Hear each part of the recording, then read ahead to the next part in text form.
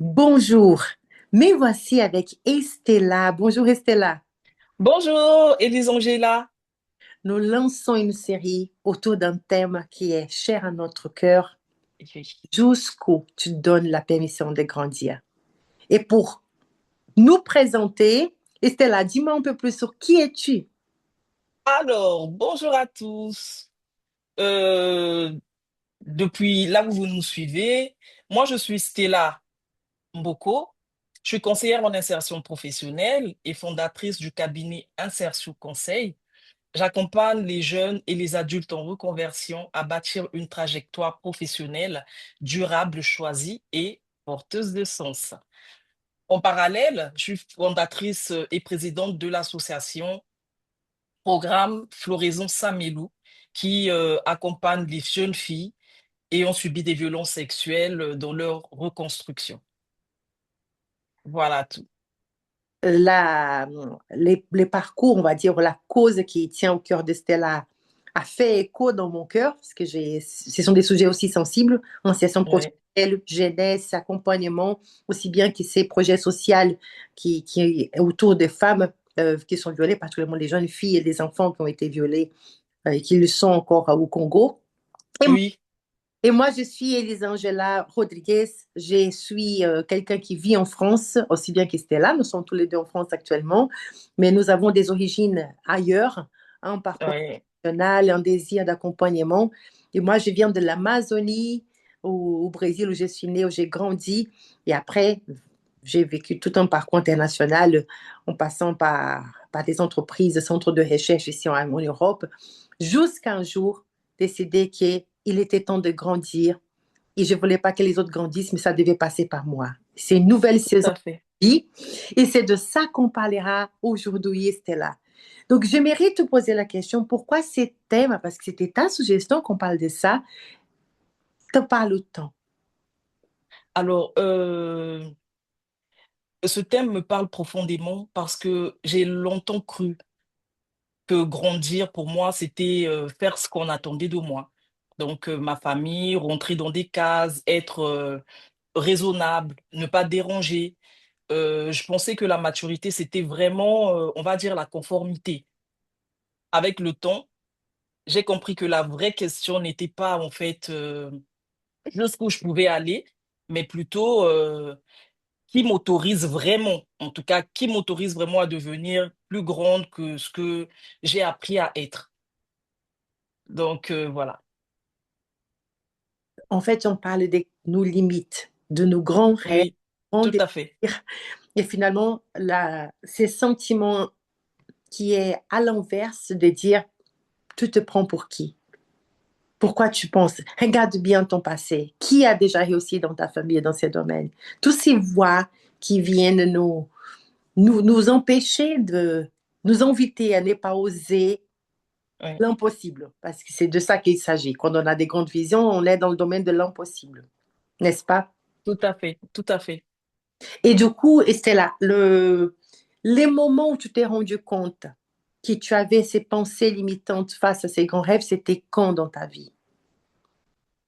Alors, c'est, on va dire, quand j'ai vraiment, on va tout perdu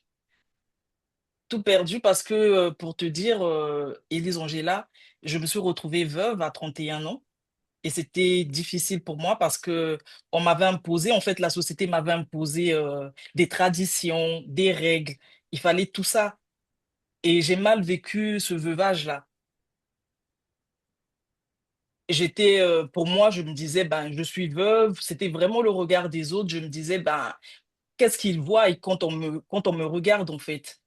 Quelle image? Il y en a peut-être qui se moquent, qui se disent, ah, elle est jeune, elle a déjà perdu son mari, ah, elle a fait ci et tout. Donc, c'était ça, ça me bloquait, je ne m'autorisais plus, en fait. Je me disais que j'étais déjà catégorisée, en fait, j'étais dans la case des veuves et on ne peut plus avancer À ces moments-là, jusqu'au jour. tu Oui, avais déjà tes enfants? oui, enfin, j'étais enceinte de ma première fille. Wow. Ouais. Wow. Et comment tu as fait pour surmonter ces étiquettes, au moins essayer de faire un pas? Et Et on franchit cette boule à ce moment-là. Déjà, pour commencer, c'était la prière. En tout cas, Dieu a été mon meilleur et le premier mentor que j'ai eu après cette épreuve. Et aussi, mes enfants, ma famille, je voyais, je m'interrogeais, mais je suis pas allée à l'école pour rester là comme ça. Je travaillais, j'étais dans les télécommunications, mais voilà, à un moment, tout s'arrêtait parce que je voulais plus rien faire. Déjà, dans la coutume de mon défunt mari, il fallait marcher, tu pouvais pas regarder fixer les hommes, il fallait baisser la tête. Et donc, tu vois, tout le temps du veuvage, c'était ancré en moi maintenant, ça devenait une habitude. Même quand j'allais travailler, j'étais obligée de baisser la tête. C'était compliqué. Je n'avais plus vraiment ce courage de fixer, on va dire, les gens. My goodness. Et ça, Ah oui, tu étais encore au Congo à cette époque? oui, j'étais au Congo. J'étais au Congo. Et le tout s'est passé vraiment au Congo. C'est vite passé. Et je te dis pas, ça s'est passé quand tu veux bien savoir. C'est carrément en 2 janvier 2011. Tu t'en rends compte? Wow. Donc après ça, et dire que dans ma famille, il y avait personne qui n'avait encore vécu le veuvage. Donc, elle ne pouvait pas, il n'y avait pas un membre, on va dire, une tante, une maman qui pouvait m'accompagner parce qu'elle n'était pas, chez nous, la coutume, c'est ça. Quand tu es veuve, il faudrait te faire accompagner par une veuve. Et du coup, moi, j'ai perdu toute intimité parce que il fallait que cette personne-là qui devait, parce que tout à fait, on va parler des croyances limitantes, c'est tout ça. Parce qu'on m'a fait comprendre que si je restais seule dans une pièce, que donc mon défunt mari pouvait réapparaître. Oh my goodness. Ah oui, oui, oui, c'est ça. Chez nous, au Congo, c'est comme ça que ça se passe. Et donc, du coup, tout ce que je pouvais faire, je n'avais plus d'intimité, prendre ma douche, tout ça. Il fallait que la porte soit ouverte, il fallait qu'elle soit là. Il y avait des pratiques, il y avait plein de choses et tout. Ben, j'ai dû, voilà. Si je ne faisais pas, vu que c'est une croyance limitante, ben, ça allait aller mal. J'allais être bloquée, je n'allais jamais me séparer de lui. Je ne pourrais pas avancer parce que, voilà, la personne est partie et moi, je reste encore, en fait, dans ce veuvage-là.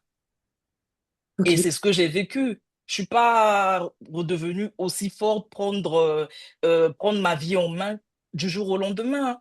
Ça a été vraiment un travail de fond Wow. à Et ça, l'intérieur de moi, oui. il y a plein tu parles des croyances, mais je dirais des coutumes. Nous venons Oui. où il y a des coutumes pour différentes raisons, que ce soit au moment que tu te maries, que ce soit quand tu n'es pas marié, que ce Mhm. soit quand tu as un enfant, ou que ce soit que tu perds quelqu'un. Il y a des histoires, des attentes autour, et qui parfois on s'y sent désaligné par rapport à ces attentes.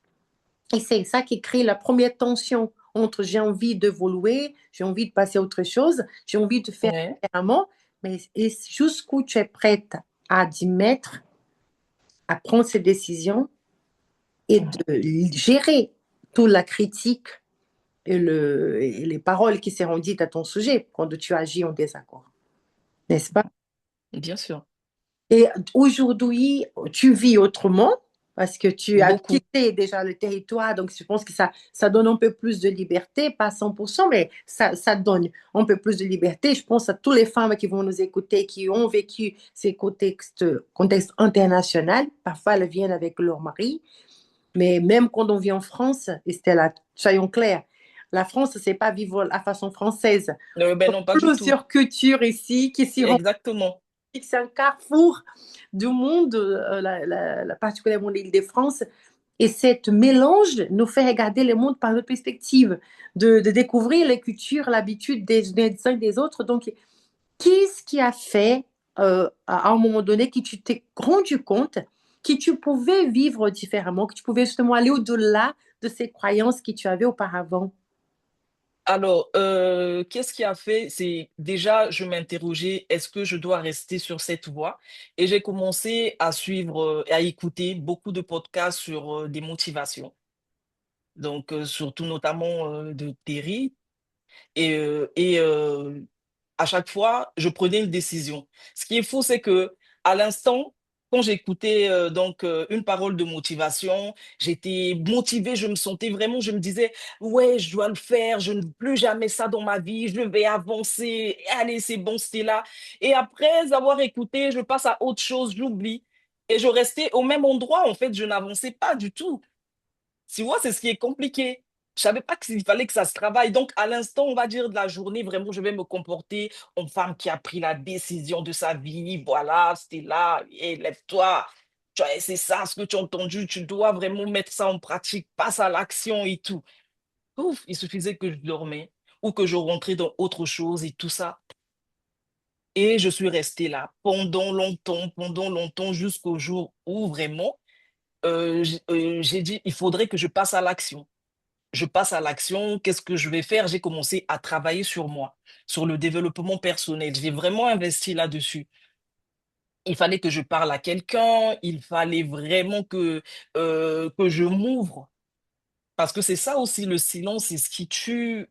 Donc, il fallait bien, peut-être qu'il y a des gens qui sont passés par là, j'avais besoin d'écouter d'autres personnes, des avis différents pour justement me reconstruire. Et voilà, jusqu'à ce que vraiment en travaillant sur moi, j'ai pris des bonnes décisions de revivre et tout. Ben voilà. Merci, Estella, parce que tu viens de donner justement des clés dont nous avons besoin. Et cette histoire de, on peut se sentir coincé. Donc, j'ai pris une petite corde ici, tu vois, entre mes mains. Je vais essayer de la passer comme si c'était un bracelet, là. Est-ce que tu l'as? Oui, Voilà. oui, je vois, oui. Donc, j'ai dit ça, c'est un peu, tu sais, c'est un accessoire. Il peut être très beau, mais peut être rempli d'histoire, de signification. Donc, chacun Beaucoup. de nous vient de sa culture avec ses accessoires.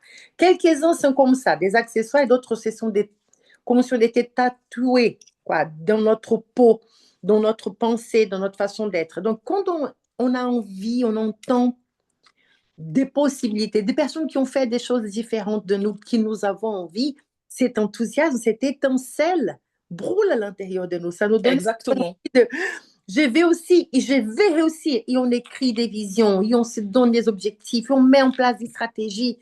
Et je vais créer mon entreprise, je vais parler, ou je vais couper cette relation. Voilà, on se donne plein d'actions. Les problèmes, et j'adorais parce que tu l'as dit, c'est qu'à un moment donné, c'est comme si toute cette vibration, cette étincelle, elle devient juste ma bougie, toute seule, ou peut-être mon allumette qui est là, et petite, tout seul chez moi, ça commence à éteindre. Et je ne sais pas comment faire pour réallumer. Donc, la première chose que tu as mentionnée, c'est qu'est-ce que j'écoute. Oui, ça c'est très important, oui. Donc, l'effet que tu as dit, j'ai écouté, par exemple, Terry Savelle, cette femme Oui, qui parle beaucoup de croire son rêve, d'écrire sa vision, cette femme qui booste chacun à y croire. Donc, elle était une personne qui venait prendre l'allumette, on va dire, et elle à chaque fois, allumait. oui. Donc, À chaque fois. c'est important de dire, OK, qu'est-ce que j'écoute? Ça, c'est la première chose. C'est cette décision ne doit pas juste venir ici, elle doit être correspondue par une émotion forte, une vibration telle qui m'amène à partir à l'action. Donc, ça, c'est une chose. Qu'est-ce que j'écoute au quotidien? Ouais, La deuxième chose que tu as dit, c'est j'ai compris qu'écouter était super, mais j'avais besoin aussi d'être entendu. Il y avait beaucoup de beaucoup. paroles, des choses, Ouais. des silences que j'avais gardés pendant longtemps, de choses que j'avais besoin de dire. Et ça, c'est pas Terry qu'on va écrire, c'est pas un post sur YouTube qu'on va ajouter. Non, pas du tout. Voilà, c'est un accompagnement que j'ai décidé d'avoir, d'investir pour pouvoir commencer à trouver cette harmonie entre Estella, celle que j'ai envie de devenir, et celle que je suis. Parce qu'il y en a Tout deux à fait. ponts, Oui. n'est-ce pas? Donc, j'aime parce qu'en fait, pour celles qui nous écoutent, pourquoi est-ce qu'on parle de permission de grandir? Parce que c'est ça. J'ai envie de devenir quelqu'un, je suis quelqu'un d'autre, et entre-temps, je pourrais dire, mais vas-y, c'est ce que tu dois faire. Sauf que je suis limitée. Nous tous, nous avons des limites. Notre éducation, notre culture, notre famille, d'une façon qui, par exemple, la maman ne peut pas aller plus loin. Elle amène l'autre avec elle. Et en fait, c'est ça qui se passe dans notre vie.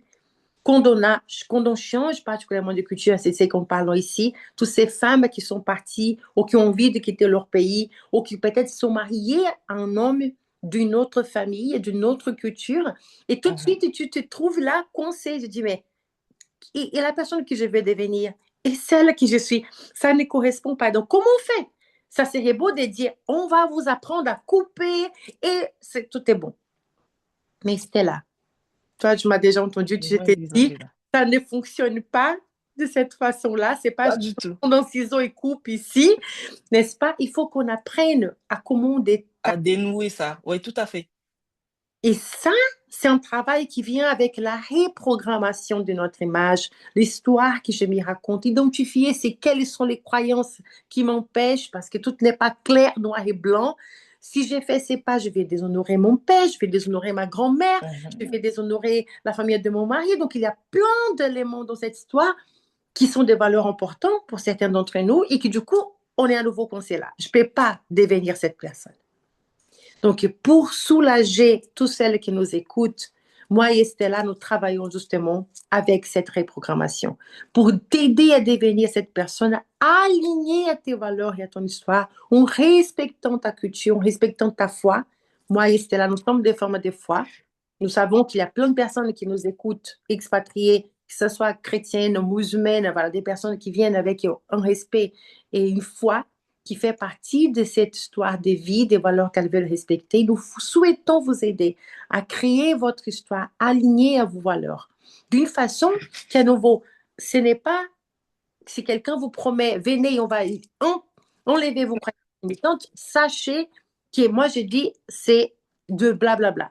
Ce qui Tout nous à fait, fait. c'est la reprogrammation, c'est-à-dire, je vais nourrir plus mes pensées qui m'amènent vers la personne que je vais devenir, tout en prenant conscience de quels sont ces attachements qui existent là, qui font partie de mon histoire, pour que je puisse faire ces ponts si faits avec notre histoire et non pas en oubliant. C'est fait avec. Comment, Elisa? Ah, ça fait partie des choses que nous allons apprendre ici. Nous allons commencer à en parler, en tout cas, n'est-ce pas, Stella? Bien sûr. Donc, Je pense que aujourd'hui, c'est là. Est-ce que tu as déjà vu des changements, toi, après que tu as commencé, ces derniers mois particulièrement, qu'on a commencé à parler de ces sujets? Je sais que tu étais déjà, quand on s'est rencontré, quelqu'un qui mhm. était dans cette démarche. Tu as aujourd'hui une formation pleinement avec Max sur Leadership, donc tu es pleinement à obtenir d'autres outils. Et pourtant, il y a encore, tu prends de plus en plus conscience qu'il y a des vraies chaînes qui t'attachent à une ancienne Stella. Donc, est-ce que tu te permets d'être vulnérable, nous partager une chose concrète et que ces derniers temps, te dire, je n'avais pas pris conscience jusqu'à commencer ce travail de lui parler de la permission de grandir. Oui, Élise Angela, tu sais, j'aime quand tu parles de ce thème parce que j'ai l'impression que ce n'est plus celle que je connais, pas mon amie que je connais toujours. C'est comme, je sais pas, il y a comme un esprit qui parle quoi à ta place et tout. Donc pour moi, je me dis que c'est vraiment un message profond et ce thème est puissant. Ce thème est puissant. Malgré que je travaille sur moi, il y a encore beaucoup de choses. Hier encore, moi, pendant longtemps, je n'aimais pas la caméra, en fait. Je me disais, ben, comment je vais faire? Je vais passer et tout. Déjà, même ma voix, je sentais que je la trouvais, en fait, grave. C'était pas une voix de princesse, on va dire, et tout. Mais c'est en écoutant justement euh, en continuant à travailler sur moi, en me faisant accompagner, parce qu'on en a toujours besoin. Même ceux qui se présentent forts, comme accomplis, ont toujours des mentors, ont toujours vraiment un coach derrière. C'est très important. On en a besoin. Et donc, pour revenir à moi, je vais parler même de la caméra. C'est un truc, pourtant, j'ai toujours, par exemple, occupé des postes où il fallait parler, tu vas faire la formation, je suis dans l'insertion professionnelle et tout, mais mon problème, c'était vraiment la caméra parce que je me disais, mais non, moi, je peux pas passer sur des écrans, en fait. C'est pas possible. Si je passe, il faudrait que je me tienne bien, il faudrait vraiment que je parle qu'il n'y ait pas de faute. Il faudrait, en fait, il fallait que je joue un rôle. Il fallait que je joue, donc je ne connaissais pas. C'est en écoutant, en continuant à travailler sur moi que j'ai compris que l'authenticité était la vraie clé.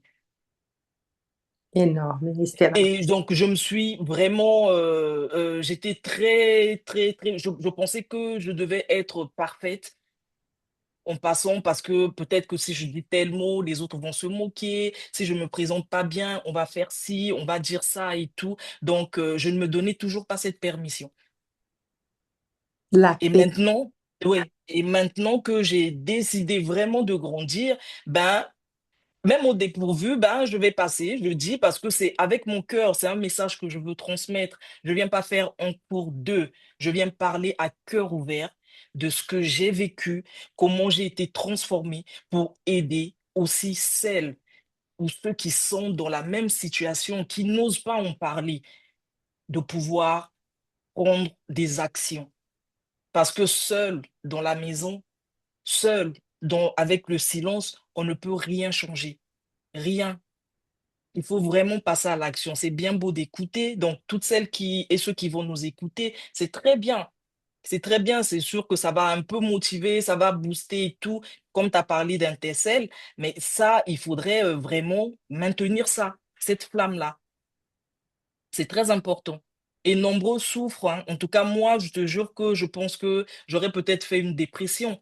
Si je ne m'étais pas levée plus tôt, j'aurais peut-être fait parce que je suis restée pendant des années. Même dans ma famille, les gens me trouvaient silencieuse, mais j'avais l'impression que j'étais incomprise, quoi.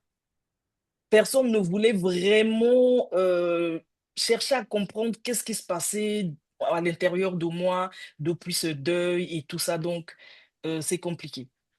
Waouh.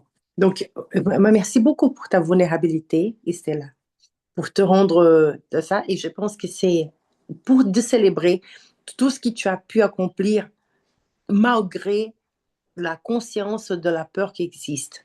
Donc ça, c'est autre chose que je vais dire à toutes ces et celles qui nous écoutent. C'est, j'aime être très honnête envers chaque personne que j'accompagne. On va nommer nos peurs et on va l'inviter à être à table avec nous dans nos échanges. Moi, je n'ai Exactement. pas à dire, prends une gomme, il efface ton histoire, il efface tes peurs, de faire des promesses miraculeuses. Ça, c'est pas qui est juste avec un rendez-vous. Il y a des prises de conscience qui se passent avec un rendez-vous, oui. Après, comment est-ce qu'on change? Après, il y a un parcours de vie, parce qu'on ne peut pas écrire une nouvelle histoire si tu n'as jamais fait ça tout seul, c'est pas possible. Donc, c'est fait, même ceux qui sont des personnes qui accompagnent les autres sont accompagnés. Chez Maxwell, moi, je Bien sûr, suis Stella, elle est coachée, et on reste dans cet accompagnement. Pourquoi? Parce qu'on reste des êtres humains. On n'est pas devenus des magiciennes.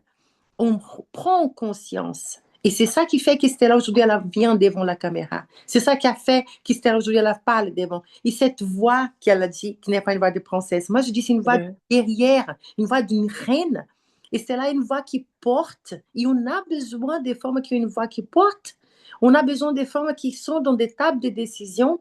On a des femmes qui ont besoin d'être avec une voix qui porte face à des politiciens, au gouvernement. On ne peut pas avoir une voix toute faible. Et j'adore si on prend l'exemple de Thierry Savelle, à nouveau, elle a dit ouais. que son combat était à l'inverse du tien, parce qu'elle a une voix d'une femme, Oui, oui. une voix très Papa cœur, oui, tout à fait. grande, n'est-ce pas? Et elle disait, quand elle se sentait appelée à parler aux foules, elle disait, pourquoi tu m'as donné cette voix si c'est pour parler aux foules? Et elle a dit, ma voix n'a pas changé, j'ai continué à parler avec cette voix, mais j'ai un message plus important que la voix que j'ai. Et c'est Tout ça à fait. que nous voulons encourager chaque personne ici à dire, notre but, c'est de créer dans un feu en toi, que cette allumette à l'intérieur de toi aujourd'hui, qui te dit, tu peux faire plus, tu as un message plus grand.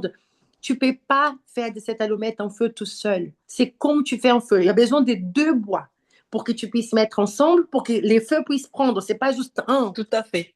Donc, tu as besoin de quelqu'un d'autre qui a plus de flamme, qui a confiance en toi, qui va t'aider et que cette flamme qui vient de toi puisse prendre l'ampleur. C'est un pacte que tu veux créer, que ce soit pour aider des jeunes filles comme fait Stella, que ce soit pour aider des personnes dans l'insertion professionnelle, comme fait Stella, que ce soit toutes ces femmes qui ne sont pas encore regroupées par Stella, qui viendront parce qu'elle a commencé aussi à dévoiler son histoire. Elle dit, je vais m'identifier avec elle. Notre but, c'est ça. Donc, nous avons un programme en place aujourd'hui pour déjà traiter l'image de soi, la confiance en soi.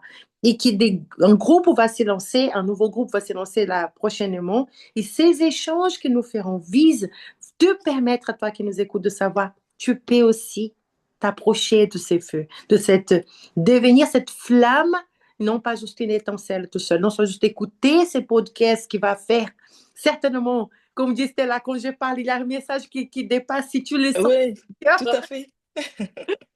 Je ne te reconnais plus. Je t'encourage donc à non seulement laisser cette flamme, laisse un commentaire, prends rendez-vous. Tu vas retrouver un lien pour des prises de rendez-vous à la fin de cette vidéo. Tu vas retrouver nous LinkedIn aussi. Tu peux venir faire un contact. Mais je t'ai dit, trouve quelqu'un qui a confiance en toi et t'aidera à dépasser tes limites. Reste avec nous parce que cette série sur jusqu'où tu donnes la permission de grandir est en train de commencer. Merci Stella. Est-ce que tu as un mot de la fin à dire à tous ceux qui nous écoutent? Oui, en tout cas, je vais dire à tout le monde, quel que soit l'endroit de la vie où on se trouve, on peut toujours, en tout cas, c'est pas la fin parce que je sais, moi j'ai souffert un moment, je me disais, il y en a qui ont souvent envie même de mettre fin à sa vie. Je dis qu'il y a beaucoup de possibilités. Se faire accompagner, c'est très important.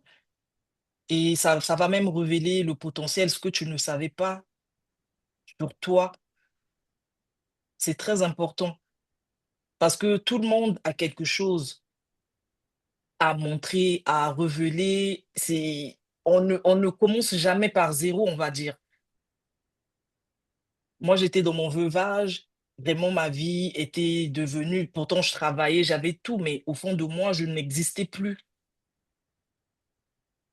Donc, il a fallu une rencontre, il a fallu se faire accompagner pour que je renaisse, on va dire, de nouveau. Donc, c'est possible pour tout le monde. C'est possible pour tout le monde. Peu importe ce que vous vivez, peut-être le veuvage, vous êtes passé par le deuil, vous êtes passé par la trahison. Il y a plein d'autres choses, en fait, qui nous font mal, qui nous mettent dans un état second. Mais vous pouvez toujours recommencer. Parce que le plus important, c'est pouvoir se relever après, après tous ces événements-là. Excellent. Merci Stella. Merci. Et toi, tu restes avec nous, sois attentive et on aura une série qui va se suivre. Chaque semaine, il y aura au moins une vidéo avec plus d'informations. Et à nouveau, n'hésite pas, tu vas retrouver plus de contenu sur notre LinkedIn, tu vas retrouver sur nos différents réseaux sociaux. Et l'essentiel, c'est prendre rendez-vous, permettre à nous de t'accompagner, d'avoir un premier échange à seul, en individuel, et t'aider à trouver les meilleurs chemins. Ces parcours ne fait que commencer. Merci et je vous dis à bientôt. Merci Estella. À très bientôt, Elisangela. À la semaine prochaine.